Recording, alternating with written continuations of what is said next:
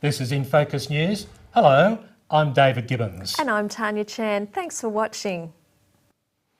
More than 300 people witnessed the turning of the sod and the planting of yellow flags to commemorate the newest Adventist school to be established in Sydney.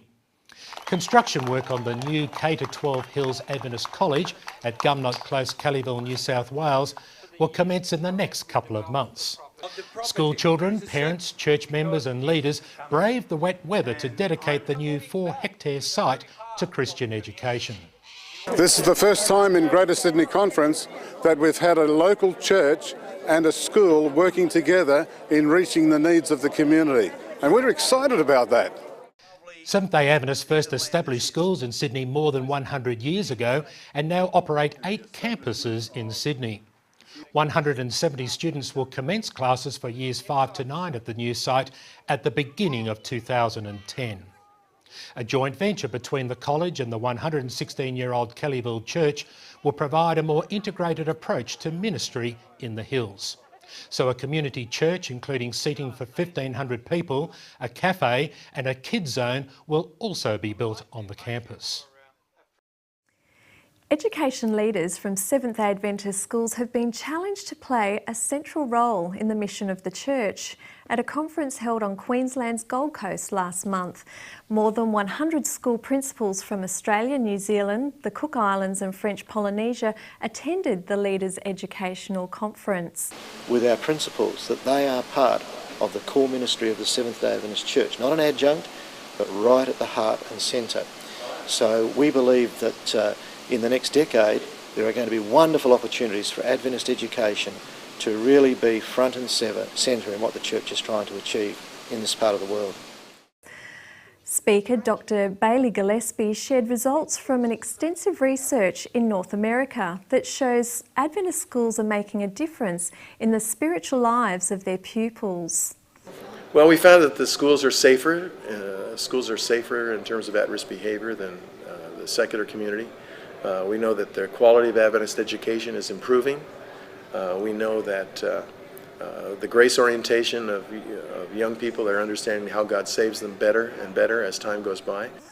Dr. Gillespie says these results are similar to early research obtained by Adventist schools in Australia and New Zealand because similar cultures are involved.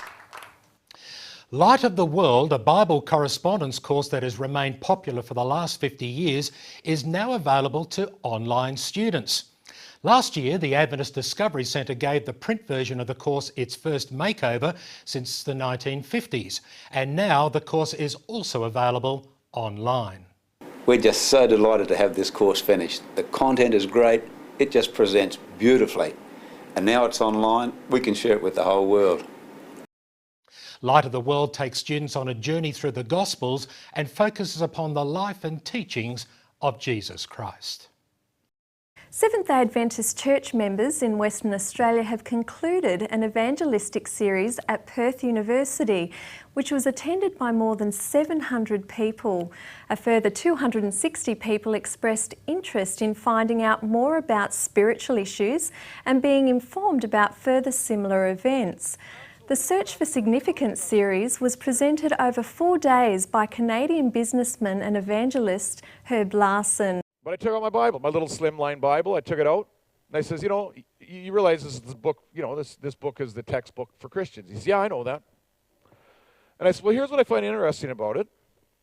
This is the most controversial book written in the history of literature. More than 50 people who attended the series have decided to meet regularly to discuss Christianity and study the Bible. And in brief, 60 church members from the Toowoomba Central and Glenvale Adventist congregations have taken turns to read the entire Bible out loud. It took them 72 hours, starting at 2:30 p.m. on Saturday and concluding at 2:15 p.m. the following Tuesday. According to event organiser Charles Boyd, it was mostly the young people who had the vitality, commitment and enthusiasm to read during the late night and early morning hours. And in this week's edition of Record, the Aboriginal Education Centre in Karralundi, Western Australia, unveils an honour board that goes back to 1986. Church leaders in the South Pacific examine church finances in these troubled times. And a record number of students are choosing to attend Avondale College so that they can complete their higher education in a Christian context.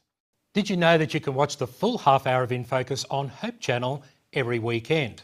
And if you don't have Hope TV, you can watch segments of the program online. Thanks for watching. I'm Tanya Chan. And I'm David Gibbons. See you again next week.